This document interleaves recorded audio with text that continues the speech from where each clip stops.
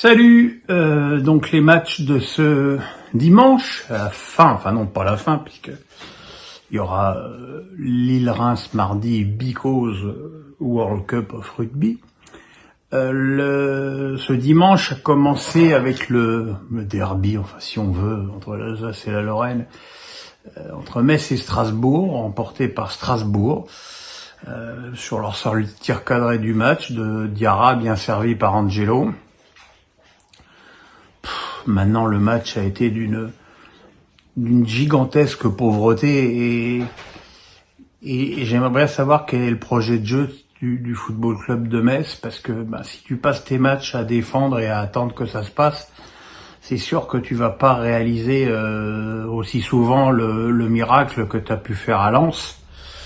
Voilà, pas grand chose à raconter sur ce match, si ce n'est que Strasbourg, grâce à cette victoire, se retrouve avec 10 points en 6 matchs et que ça donne au club alsacien un bon petit matelas pour travailler et continuer à faire progresser ses nombreux jeunes joueurs. Il y avait donc 2 matchs à 15 heures. Le Havre a été bien inspiré de prendre très rapidement l'avantage contre Clermont en marquant 2 buts coup sur coup par Alioui et par Bayo, qui a donc marqué contre le club de son enfance et son club formateur. Et là, on pensait que les Normands allaient dérouler, et puis finalement, Konaté a réduit le score juste avant le repos. La deuxième mi-temps a été plus équilibrée, mais bon, il n'empêche que le début de saison du Havre est plus que satisfaisant, et celui de Clermont, malheureusement, plus qu'inquiétant. L'autre match, disais-je, c'était Lens, qui a enfin remporté sa première victoire contre Toulouse, qui avait pourtant ouvert le score sur un très très joli but de Gelabert. Mais les Lensois ont égalisé sur un non moins joli but de Wesley Saïb, un enchaînement magnifique. Je peux vous dire que si c'est un autre joueur que Saïb qui le met, il fait le tour d'Europe, ce but. Et puis Guy Lavogui a donné la victoire en fin de match sur une action un petit peu plus confuse. Mais bon, on a eu peur à un moment donné que ce match ressemble au récent Lens-Metz, mais cette fois-ci, les nordistes ont su, je dirais, appuyer leurs actions et même avec plus de réalisme, ils auraient dû marquer un but de plus en contre en fin de match. Quant à Toulouse, à part défendre, je vois pas bien où ce club veut en venir avec une équipe qui... je vois bien les datas, mais du coup, t'as que des anonymes dans cette équipe. T'as une équipe qui n'a aucune personnalité. Et je suis un petit peu inquiet pour cette équipe de Toulouse. Montpellier-Rennes à 17h aurait pu être un bon match s'il avait été joué sur une pelouse digne de ce nom. Malheureusement, comme tous les étés, la pelouse de la Mosson est victime d'un champignon, et vraiment le match s'est déroulé dans des conditions épouvantables, et techniquement c'était impossible de faire des gestes de qualité. Ça n'empêche qu'une fois de plus, cette équipe de Rennes a été décevante dans son expression offensive. Voilà, c'est mou. Voilà, je cherchais un mot, c'est mou. C'est mou et ça avance pas grand-chose. Alors évidemment, quand c'est le Maccabi Haïfa, on met 3 buts. Quand c'est une équipe un peu plus consistante sur le plan défensif contre Montpellier, ça marque pas de but. Et puis ce soir, on a eu donc droit à notre classique PSG-OM.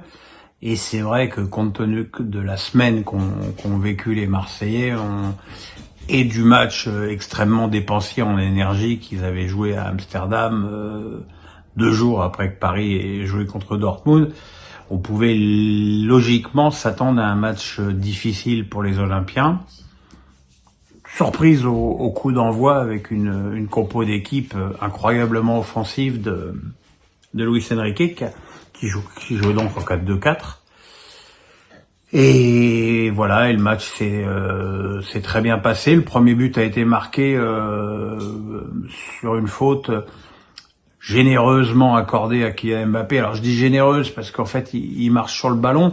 Il n'empêche que derrière il prend quand même un bon brin du défenseur marseillais, tellement bon brin d'ailleurs qu'il en a quitté ses coéquipiers blessé à la cheville au bout de 30 minutes de jeu. Le coup franc qui suit d'Hakimi est absolument sublime.